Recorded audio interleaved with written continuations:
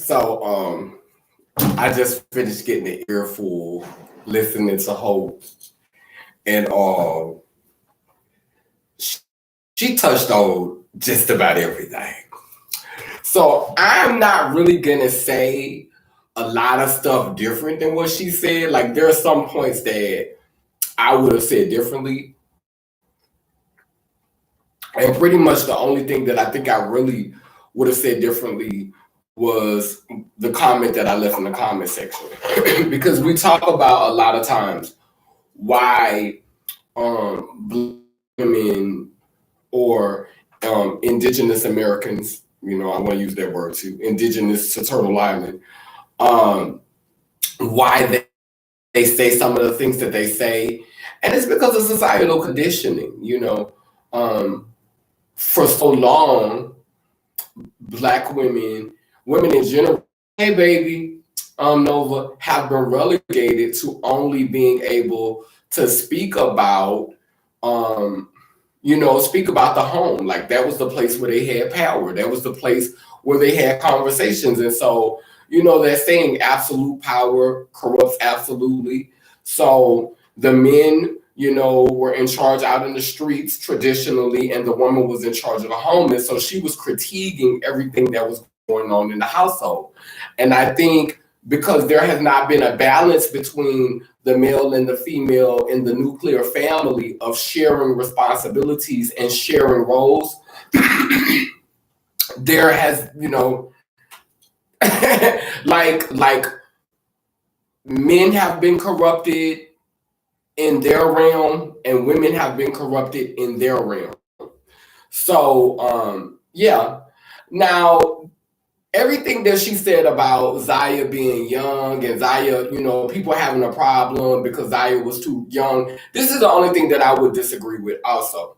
When you say if you don't fuck with somebody, you don't fuck with them, I disagree with that, because you can fuck with somebody from a distance. You could be cool with somebody and you just know that, hey, I can't share space with you for the preservation of my peace.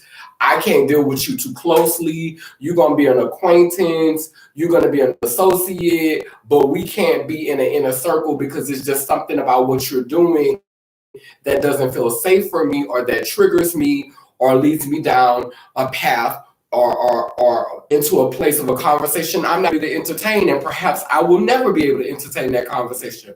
For example, people who shoot up heroin, people who shoot up crystal meth. Doesn't mean I don't like you. Like, I'm cool with people who inject drugs, who do like that. Like, I don't think any less of them. I don't think I'm better than them. But because that's not something that I'm interested in, I can't see us, doing everything together, like always being around each other. We could still be friends. We could still be cool. But is that going to be my bestie? Probably not. And the reason why is not because they're doing anything wrong. It's because I'm a communal person. I like to try different things. And so if I'm around that too much, I might just want to commune. I might want to try it. So it's really because I don't too much trust myself. And I think that could be the same thing that goes on with people who are curious about doing queer things, people who are curious about having different experiences. A lot of people move. A lot of people are curious and they're not ready to have a conversation about that curiosity. They're not ready to deal with that curiosity. So I think that that's an interesting conversation to have. Do I need to put you out? Hold on. Sweetheart, come here. Come here, boo. Because I don't know why. Go over there. So yeah, I think that that's a conversation to have about, when we say I don't fuck with somebody, or I can't fuck with them. Like, you can. There's certain people that you could be cool with. You just have to be cool with them from a distance. Now, I also want to bring up this conversation because at the end of Hope Giselle's video, she touched on the fact that the boy was Caucasian. And I'm not gonna lie, I'm not against biracial dating. And I think that when you're coming of age, you experiment, you try different things. So it doesn't surprise me that one of her first relationships is with a Caucasian. That's probably a lot of what's in her circle, because when you get up in that upper echelon, all of the you could just imagine all of the transphobia and the homophobia, and all of the upper echelon, deeply melanated people trying to shield their child from Zaya because of, the stigma on Zaya and all the negativity. So she's probably being more embraced by Caucasian people, because Caucasian people tend to be, hey, especially when you are an extremely colonized example of blackness. And at the Ways family level of access, I mean, we talking about, y'all talking about black excellence, but and I love, like, don't get me wrong, I love Gabrielle, I love Dwayne Wade, but that's not gonna stop me from being honest about how I see them. Like, it's an extremely colonized family. It's like taking colonization to a whole nother level. But the relationship with the white boy gave me Kardashian teeth. Like, that's what I want to bring into this. Like, it just feels like every time we're doing something, or every time we're having relationships, there always has to be it's always, yeah, I just feel like it's clout chasing. I mean, like, and so I question the legitimacy of the bond. Not that at age 14 is anything real. Like, it's all puppy love. It's all for play. It's, we're more in our ego. We're more superficial. We're more shallow. So I'm not expecting for Zaya to be an oracle and just to be all knowing and just to be super wise at 14. But it just gives me very much Kardashian tease. It gives me attaching yourself to and like I question the Caucasian person's motives. Like, I question, like, where the family came from, because back in the day they used to send their children to be around Michael Jackson so they could try to sue and get money out. Now it's like, since being queer and being trans and being all of this is more socially acceptable, hey, let's partner our children with their children. Like, it's all about access. It's all about coming up. And I'm not saying that this is what it is. I'm just saying that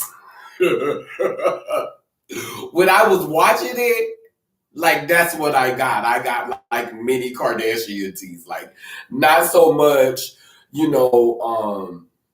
I didn't feel a way about the kiss, because, like Hope Giselle said in the video, when we was younger, child, I had my first kiss in the second grade. Like, I had my first kiss from a boy in the second grade, and it was because of heterosexual stuff that we had seen on TV. He kissed me in my mouth. In the first grade, I got kissed in my ear. So we was kissing and playing hide go get a little bit and all of that way before 14. Like, I didn't have penetrative sex until I was 14. But yeah, I was experimenting and kissing and all of that way younger. And this was over 20 years ago. And we had to sneak behind closed doors and do all of that. I was glad that I was able to talk to my grandmother about certain things. I didn't have to hide it from her, but there was still a level of secrecy. There was still a level of discomfort with sharing because, there was a perception that because I was born with a penis, I was supposed to be around here topping. I was supposed to be around here laying that pipe down. I was supposed to be the one, I was gonna be gay and sleep with men, but at least I was gonna be putting that yike in their back because my mama wasn't able to put that yike in their back because she was born with a vagina. So I was supposed to be putting that yike in their back, and so my mama felt away because I was getting that yike put in me. My great grandmother felt away because I was getting that yike put in me. It wasn't so much what I was doing, it was the position and the role that I was playing while I was doing it. So yeah, it wasn't like that was the biggest issue in my house, like having the kind of sex they want me to be the girl. I remember my grandmother said, "You can be gay, but don't be a woman." And now I understand it's because of what women have suffered and how women have been treated, since the conception of this nation. So I get all of that. So, my only issue with the whole Zaya thing is that it just always feels like whenever something happens or whenever something comes up, it's always, I don't know if what it's for or what it's about, but it would have been nice for Zaya's first public relationship to be with another black person, to be with a brown person. That would have been nice, but it's just like when Laverne Cox finally came out and showed us her partner. Laverne Cox's partner was Caucasian. When Janet Mock, had her first relationship, it wasn't someone who was black. I think he was of color. And so it's like it's like trans people have to be with white people. It's like trans people have to be with Caucasian people. And so, in order for us to be socially acceptable, in order for us to be respected as who we are, we have to partner ourselves with Caucasians. And I've been in that situation before.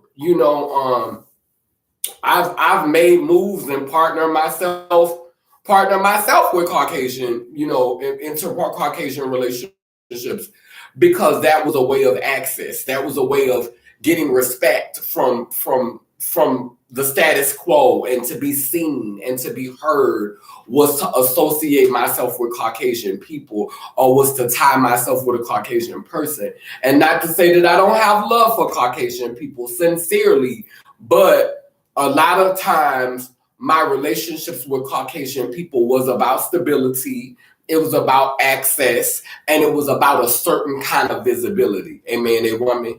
So, Zaya has a platform all her own.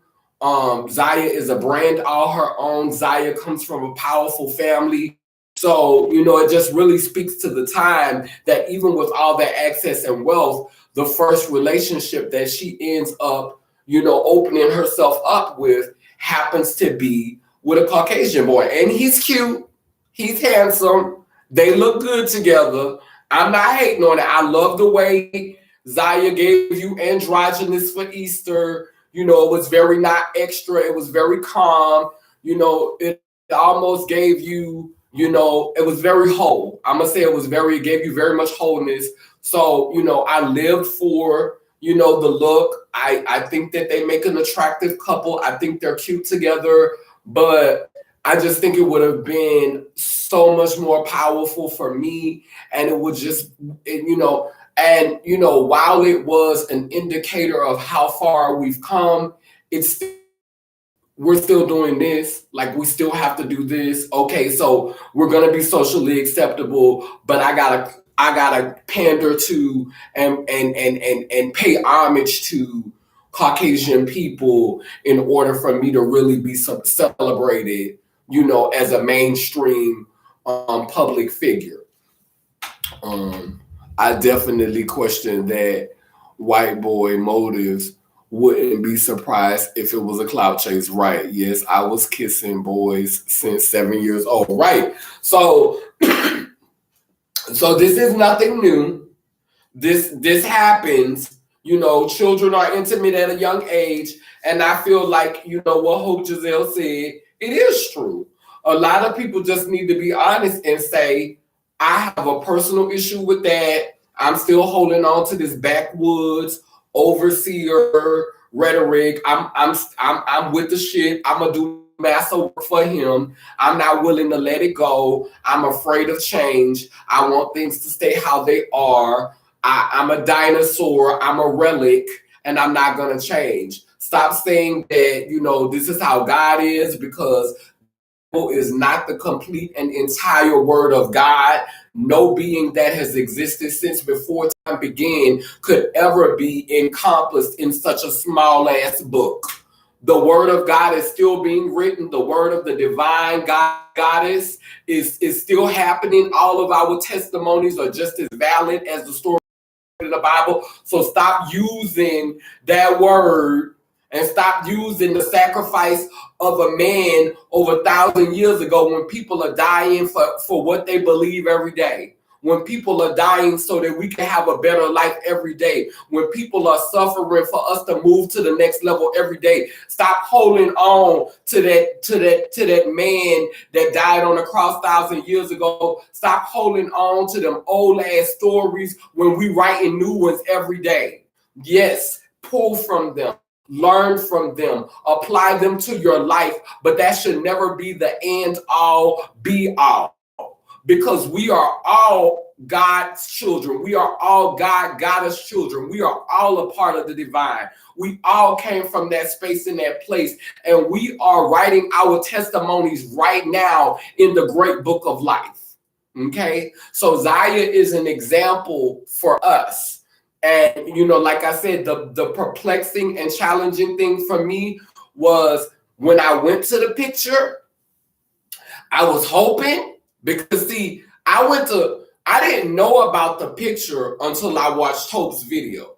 So I watched maybe about 40 minutes of Hope video. Then I went to go and look for the picture. So she hadn't divulged that the boy was Caucasian yet. She hadn't spilled that tea yet. So I went to go and look at the picture, and I was hoping that I was gonna see, her kissing, or being with someone of deep melanation. You know what I'm saying? I was hoping that, but then when I got there, that's not what I saw. And like, again, I know that they're young, they're having experiences, and I think this will be the season when Zaya will learn. I don't know, and maybe Zaya won't learn it. Maybe by the time Zaya turns 14, 15 years old in the community that she comes up in, I'm sure Zaya is going to experience prejudice. I'm sure that she's going to experience racism, and I'm sure she's going to experience discrimination on the basis of her being trans. But hers probably won't be as vile, as vicious, and as blatant as those of us who are lay people, and those of us who don't have her economic backing, her family support, her community support. And so with all of those factors in play, Zion will probably be able to have a successful relationship with a Caucasian person, because she's not in survival mode. She's not in an environment that's going to be constantly coming against her, because let's be clear, in Hollywood, biracial relationships are celebrated. So she's definitely in the space and the place to have a support system with that interracial relationship. Because once you get to a certain economic standing, I'm sure there are still adversities, but it's not anything that's going to keep you up all night. That's gonna be so pressing that y'all not gonna be able to get through it. So, maybe she'll have that, come to Jesus moment where she'll be like, I don't know if you're gonna be able to equip me, are you gonna be able to give me the support that I need? Maybe she'll have that moment, and then maybe she won't. Maybe she'll get all the Black love that she needs from her family. Maybe that's all the Black love she needs. Maybe she doesn't need a Black romantic love. So I'm not here to judge her for not wanting a black romantic love, but I am here to say that it would have been nice if we could have saw it at that level. A man and woman, they were serving baby Grace Jones and Dolph Lud Green teas.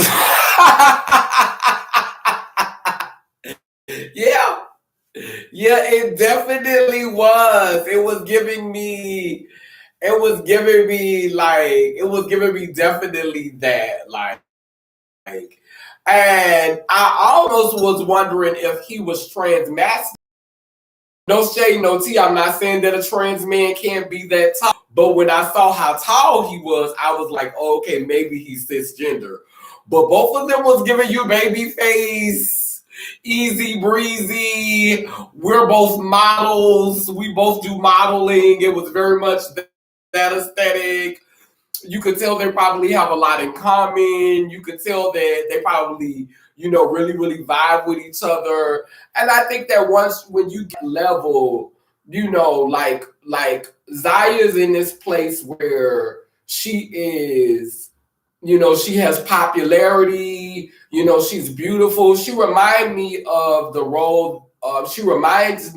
character that EJ plays, that of EJ's voice on the new Proud Family. Like, she gives me, like, when I see that character that EJ is playing, it reminds me of Zaya, because Zaya gives me just this androgynous energy. And I think at the level where Zaya is, I think that Zaya has so much family support and so much self-love and self-awareness. Like, she could probably be in a relationship and they probably could feel comfortable, saying things about each other's skin complexion and each other's hair without that being a tense conversation. Without, like, I don't think that Zaya is navigating the same kind of trauma that we navigated, 20 years ago. I don't think that a lot of children are navigating the same kind of trauma. And yes, while I agree that trauma is passed down, I just don't think that the trauma is that intense because, she's being supported. She's being loved on. And so the trauma that her parents may have, they're choosing not to heap that on Zaya. They're choosing to break the cycle with her. So Zaya gets a chance to look at things with a clear lens and not a lens that's been smudged with all of this bitterness and all of this trauma that our, generation had. Like, they're choosing to say, you know what? I was brought up like this. This stuff happened to me, but I'm not going to take these things that were heaped onto me and heap it onto my children. And everything is not going to be right. Like, when you don't have a blueprint for what you're doing, when you don't have when you can't look to examples that were before you and say, okay, I'm going to do it like so and so did it. I'm going to do it like, because we all, that's what the Bible was. The Bible, they call it basic instructions before leaving earth. Like, we all going off of some type of instruction manual. We all, using self-help books and trying to have a guide. And basically, Gabrielle and Dwayne Wade is writing the book right now. They're writing the book.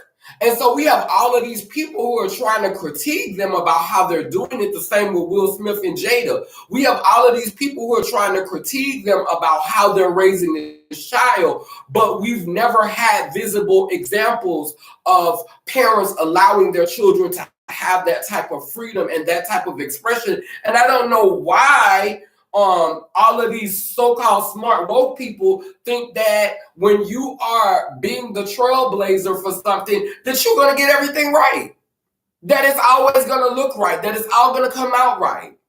Whenever you're doing something for which you have not had the instructions for, whenever you're deviating from the script that has been given to you, whenever you're choosing to break a curse, it's not just hunky-dory and roses and sunshine. It's going to be some chaos. It's going to be some foolishness. It's going to be some side-eyeable moments. It's going to be some, what's tea with that, sis? But can we still commend them for having the courage to go against the grain, even with all of those variables that are a potential possibility? Like, can we give them some respect for that? Because some of y'all still ain't mastered the old way. You still messing up with the old stuff. You still ain't got that down pat. Here it is. You know, Dwayne Wade, he probably, felt some wholeness within himself when he was younger, and he never explored that because he wasn't brought up like that. But at the same time, he got enough freedom and he got enough love from his family to be able to give more to his children. He got enough. He wasn't empty. Gabrielle got enough to be able to give a little more. And that's beautiful. So let's think about that. Let's be compassionate to people who have the courage to be the example, to be that rough draft, to be that rough draft model. Let's applaud them for that and come off of this damn slave mentality where we doing massive work for him. It's backwoods rhetoric. This old school. They ain't making no babies for the plantation. Massa needs some babies. We gotta get Massa some babies. Oh, why you with that one? Oh, you ain't bringing Massa no babies. Massa, we ain't worth nothing to Massa if we ain't making them no babies. Cut it out. Let people be. Let people live. Let people evolve in the way that's meant for them. Stop projecting onto people. A man, a woman, stop projecting your issues and your stuff onto other people. Just let me live.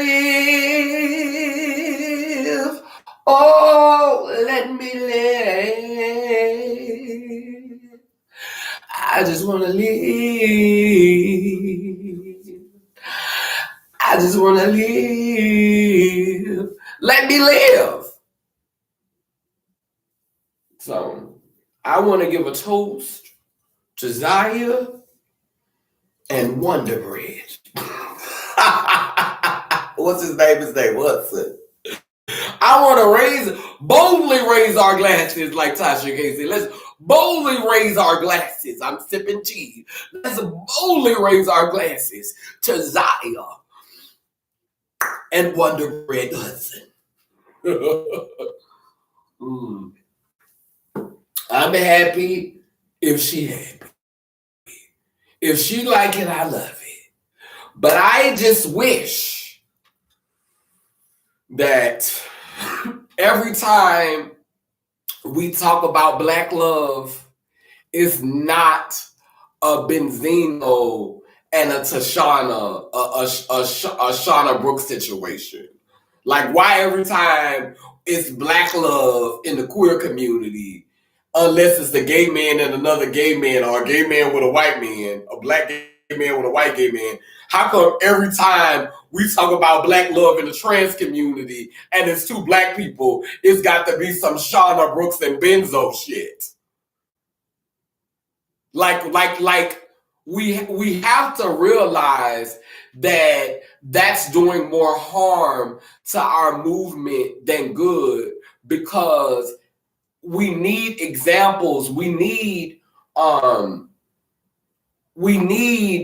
beings who have the courage to love each other public. And I saw Tashina Arnold make a comment the other day about what can we as women do to stop emasculating a Black man. And before I light my candle, I think that a lot of these women, and this is not just exclusive to cis biological or heterosexual women. This is also trans women included. War is on the horizon.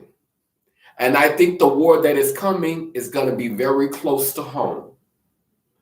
I think that, I'm just going to say that next election is going to be something. And I think that war is going to be a lot closer to home than it's ever been before. And I think that a lot of our foremothers who walk amongst us, a lot of our female ancestors, a lot of our trans women ancestors, a lot of them are feeling this. They're feeling it coming. And so trying to boost the morale amongst men, trying to boost that masculine morale is really a way of saying, I don't want to be on the front lines. I don't want to have to fight. These men was created to fight. They was designed to fight. We need to buck them up. We need to do what we need to do. We need to start, affirming them, because we need them to be ready to go into warrior mode. I'ma say this. Being feminine does not mean that you are afraid to fight. I know some feminine men who will beat the shit out of the most masculine men. So all of this emasculation, thinking that because someone is feminine, there's a difference between being feminine and being weak. It's not the same thing. They're not interchangeable. It's a difference between being feminine and being scary. It's a difference. See, the reason why y'all equate the two is because y'all always say, oh, that's a bitch ass nigga, or that's a pussy ass nigga. Y'all use these words that equate something under the feminine spectrum. But let's be clear, being feminine does not mean, I know some feminine disciplined beings who will karate chop your throat off your neck with grace and skill. I know some feminine beings who will slice you up like they're in the kitchen preparing supper.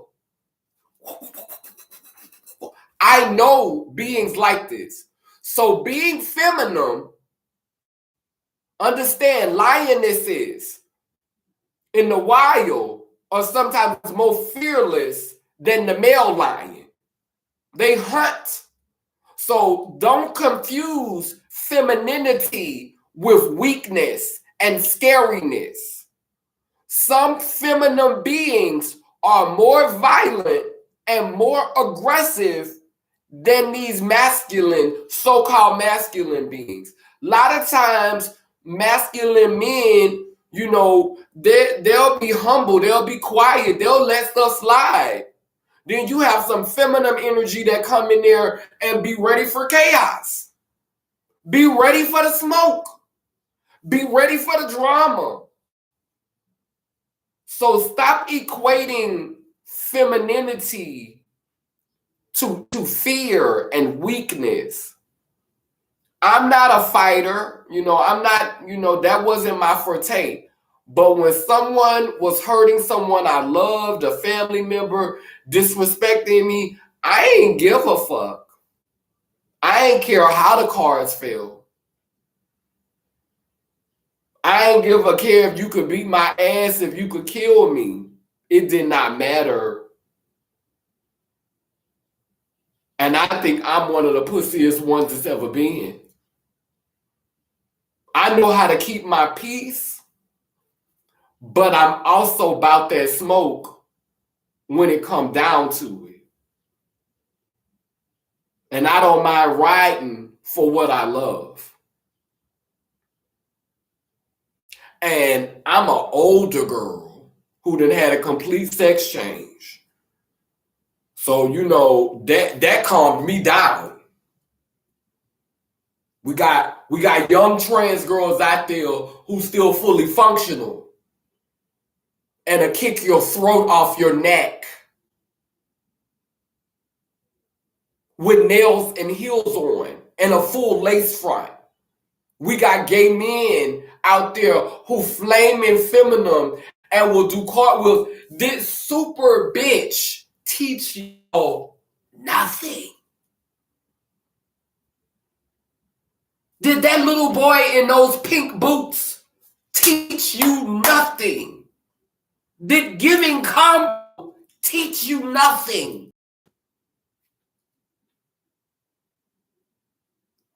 Sometimes because someone knows they're going to be picked on because they're feminine, they know they're going to target, they sitting inside practicing judo kicks and all type of demented stuff to torture your ass. So stop thinking that because a male is expressing feminine behavior, that he is somehow more vulnerable or he's gonna run away from conflict, or he don't have no heart, or he don't have no courage. Stop equating femininity and the celebration of our connection to our foremothers as weakness. Stop conflating the two, because you got all of these manly men, all of these patriarchs who have sit up here and allowed violence to happen to us by way of the government, by way of the police, by way of all of these systems. They sit up here and allowed it to happen. They sit up here and watch people die and video recorded it and did nothing. Heterosexual straight men.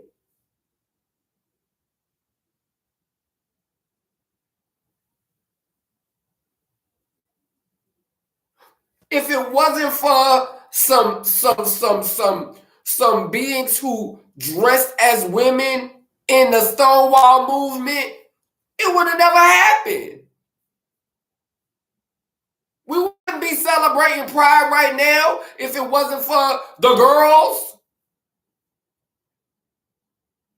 The girls was here for the smoke. The girls get out and march and make themselves targets and make themselves vulnerable. The girls get out there in the street at night knowing wolves stomp at night, knowing the killers out at night. The girls be right out there on the block making their money without fear.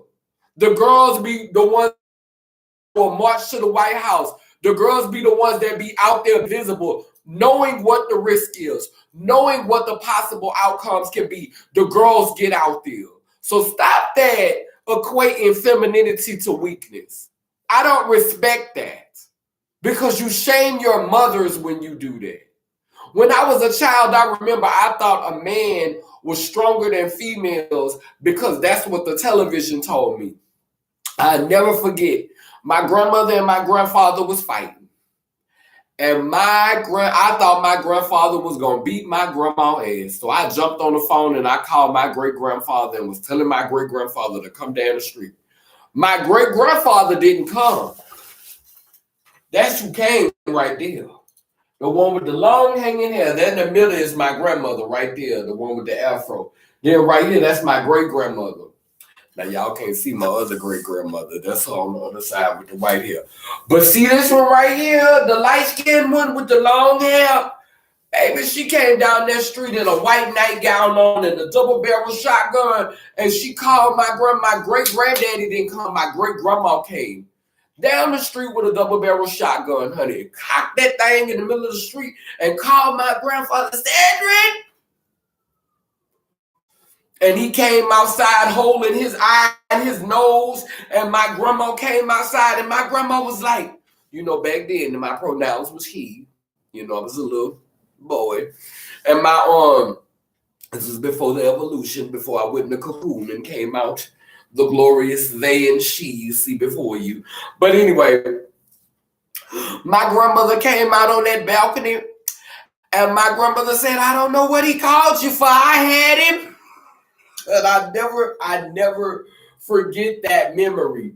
And it's because, you know, I practice and I believe in wholeness. So my pronouns are they and she. And so I don't get offended when people call me they. And I also don't really get offended when they slip up and say he or yes, sir, because I use it as a moment, a teachable moment, to teach them about wholeness. That's my opportunity to teach. I'm not one of those girls who's gonna sit here and argue my womanhood. I don't have time. If you don't see it for me, you don't see it for me. That's fine. If you don't want to give me my tens, then that's fine. But what you are gonna do is you're gonna respect my wholeness. So if you cannot call me she and ma'am, then you can call me by my name and you can call me they and them. You will respect that. And if you won't, then we won't be in communion. We won't be talking. We won't be conversating. It's that simple. I'm not going to sit up here and beg you to see me. Like the other girls, they with all that. Just like back in the day, I wouldn't have went in whites only restaurants. For what? You don't want me in here. It's probably only Caucasian people in here cooking. What I want to eat y'all food for? Like, I'd be scared to eat out of a restaurant that was for whites only, and I'm gonna bring my black ass in there and sit down and think they ain't spitting my food, think they ain't wipe no booger on my plate, think they ain't stick their hand in the crack of their ass and wipe the plate first with ass butter, and then put the food on top of it, dig up under your penis, your uncircumcised skin, and what. I don't want to know. If you don't want me in here, I don't want to be in here. Like, I never got that with my ancestors, like, fighting to be in white spaces. I never got that. I never got that. And so if you don't like me as a trans person, as a queer person, if you don't want me in your spaces and you don't see it for me, and you don't want to respect how I see myself, and you don't want to honor my wholeness, if you don't want to honor that, then I don't need to share space with you. I don't hate you. I don't dislike you. I just don't need to share space with you. That's counterproductive for me. I'm not going to sit here and fight with you about respecting me. If you don't see it from me, that's fine. I'm going to kick rocks. In the Bible, it says, shake the dust from your feet and depart from that city. And that's what the fuck I'm going to do. I'm going to shake the dust from my feet and depart. Perch.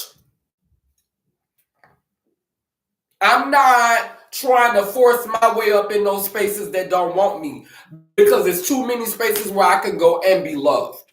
Okay, and that's what I'm here for. I'm not here to debate and make you see me and make you respect me. I'm all about, I'm not trying to beg for a seat at your table. I'm too busy trying to prepare my own.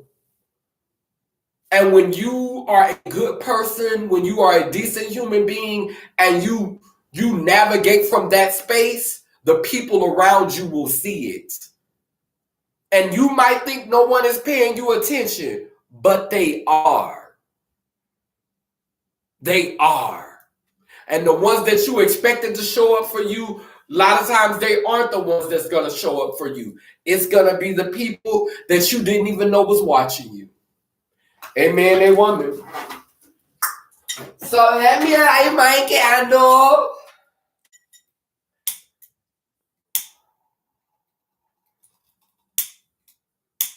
Cause I got me some eggplant stew. And I'm about to go and devour. I'm about to go and roll me something. Give me a couple of puffs. I got off work early today. I'm getting off work early all week. I was in the studio earlier doing this video, doing a documentary for the decriminalization of sex work. I was excited about that, having that conversation, because sex work should have never been criminalized.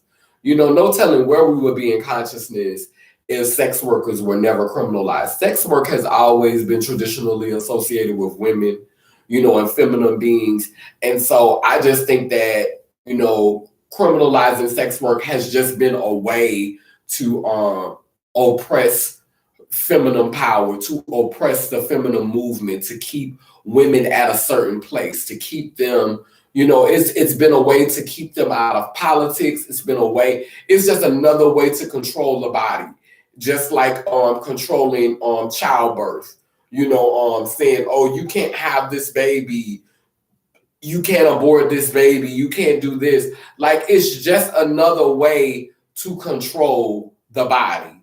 You know, I think that sex work should have never been criminalized.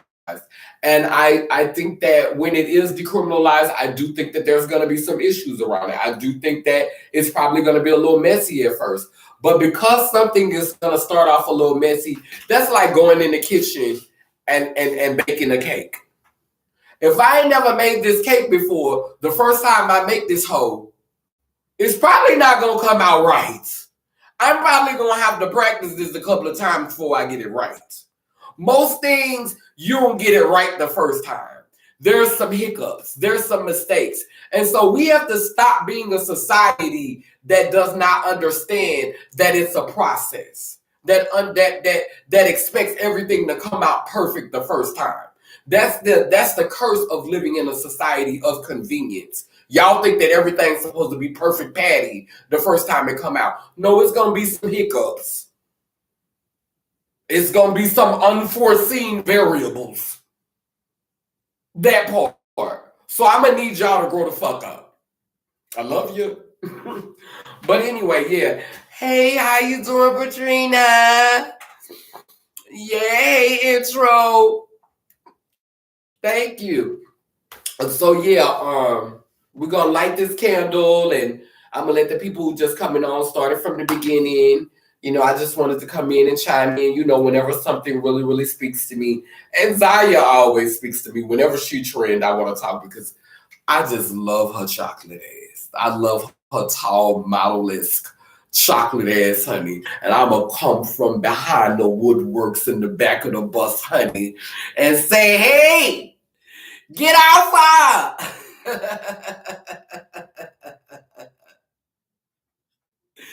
Thank you. Yeah, my art do look like a quilt, huh?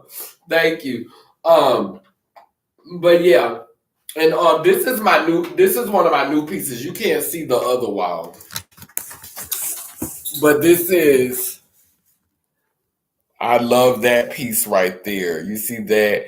That's me dilating my vagina right there. And that right there is one of my first pieces that I painted with my ex, the one who last name I took. And I love this one, these right here, because it tell a story. So that's the dough, and he's all about his money. That's Foxy in the middle. That's Foxy. And you know, she's a fox, and she's all about the body.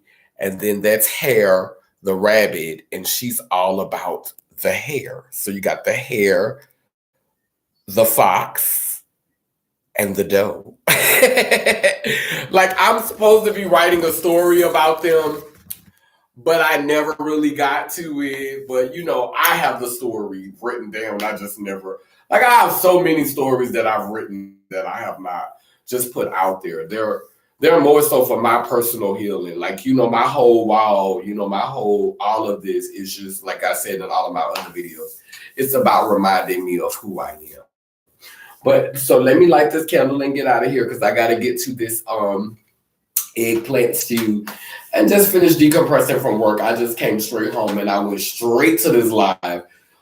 Shout out to Hope Giselle for just always being willing to tackle conversations that call, you know, deeply melanated beings into consciousness, and to look at things with deeper introspection.